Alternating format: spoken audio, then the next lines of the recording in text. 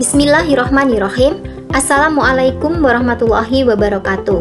Apa kabar kelas 8? Semoga kalian selalu sehat ya. Setelah liburan 2 minggu kemarin, saya yakin kalian lebih semangat kan dalam mengikuti pembelajaran di semester genap kali ini.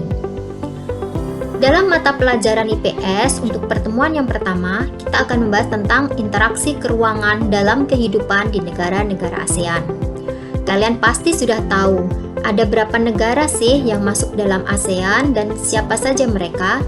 Ya, ada 10 negara-negara di Asia Tenggara yang masuk dalam anggota ASEAN, yaitu ada Myanmar, Laos, Vietnam, Thailand, Filipina, Kamboja, Malaysia, Singapura, Brunei Darussalam, dan Indonesia.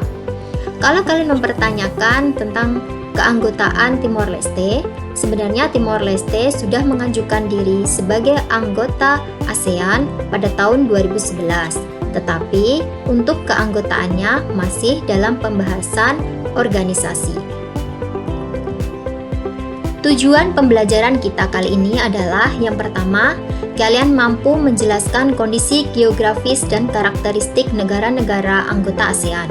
Yang kedua, kalian mampu menjelaskan makna kerjasama, bentuk-bentuk kerjasama, dan upaya meningkatkan kerjasama antar negara ASEAN. Yang ketiga, kalian mampu menganalisis pengaruh perubahan ruang dan interaksi antar ruang terhadap keberlangsungan kehidupan ekonomi, sosial, budaya, politik, dan pendidikan. Untuk yang pertama, kita akan mengenal tentang negara ASEAN. Kalian tadi sudah menyimak kan negara apa saja yang masuk sebagai negara ASEAN. Secara keseluruhan, letak geografis negara-negara ASEAN yaitu berada di antara dua samudra, yaitu Samudra Hindia dan Samudra Pasifik, dan juga berada di antara dua benua, yaitu benua Asia dan benua Australia. Dapat kalian lihat pada peta berikut. Selanjutnya, interaksi antar negara-negara ASEAN. Negara-negara di ASEAN melakukan kerjasama. Kerjasama yang mereka lakukan diantaranya adalah pada bidang sosial, politik, budaya, dan pendidikan. Pada awalnya, tujuan dari kerjasama antar negara-negara ASEAN adalah untuk sebagai wadah dalam melakukan kerjasama di berbagai bidang antara negara-negara di Asia Tenggara.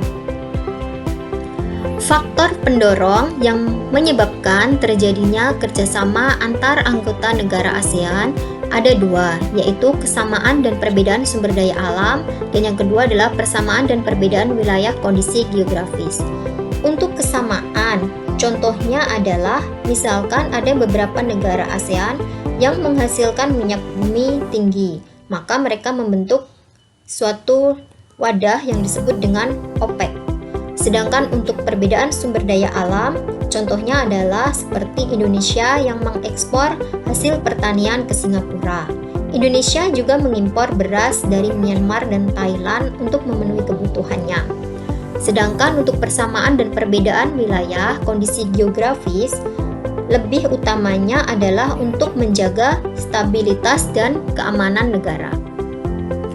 Untuk faktor penghambat, yang pertama adalah perbedaan ideologi. Untuk sampai saat ini, perbedaan ideologi dari setiap negara anggota ASEAN tidak menghambat kerjasama antar negara ASEAN. Untuk faktor penghambat terjadinya kerjasama antar anggota ASEAN yang kedua, yaitu konflik dan peperangan. Contohnya jika salah satu negara mengalami konflik atau peperangan, maka negara lain yang ingin mengajukan kerjasama merasa tidak aman, sehingga hal ini dapat menghambat terjadinya kerjasama. Sedangkan yang ketiga yaitu kebijakan protektif. Misalnya, suatu negara tidak menerima impor hasil pertanian karena dapat mempengaruhi kondisi pendapatan hasil pertanian di dalam negerinya. Hal ini biasanya disebabkan karena dalam negara tersebut sedang mengalami panen raya sendiri. Sedangkan yang keempat, perbedaan kepentingan tiap-tiap negara. Perbedaan kepentingan juga dapat menghambat terjadinya kerjasama yang harmonis. Selanjutnya kita masuk dalam bentuk-bentuk kerjasama sosial, politik, budaya, pendidikan, dan perkembangannya. Dalam hal ini, kerjasama yang dilakukan yaitu dibentuk dengan adanya COSD atau Committee on Social Development. Contohnya, kerjasama dalam hal ini adalah dalam peningkatan kesejahteraan, pengembangan sumber daya manusia, program peningkatan kesehatan seperti makanan dan obat-obatan, dan lain sebagainya. Untuk kerjasama di bidang politik dan keamanan, kerjasama politik ini ditujukan untuk menciptakan keamanan, stabilitas, dan perdamaian antar negara di ASEAN.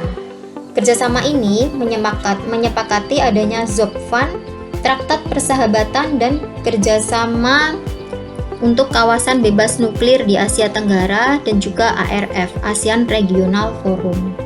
Contoh nyata kerjasama politik dan keamanan adalah penyelesaian sengketa Laut Cina Selatan dan juga kerjasama di bidang hukum, bidang migrasi dan kekonsuleran serta kelembagaan antar parlemen.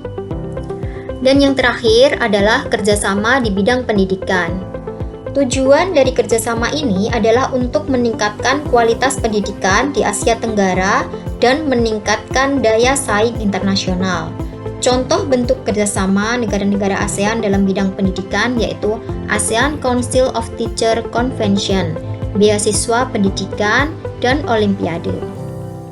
Nah anak-anak, demikian materi untuk pertemuan kita yang pertama kali ini ya. Tugasnya adalah kalian sebutkan ibu kota dari masing-masing negara yang terbentuk sebagai anggota ASEAN.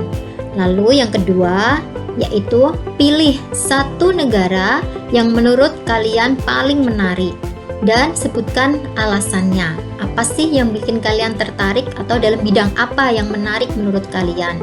Boleh dibentuk dalam sebuah paragraf ya untuk menjelaskannya. Terima kasih anak-anak. Alhamdulillah, saya akhiri ya. Assalamualaikum warahmatullahi wabarakatuh.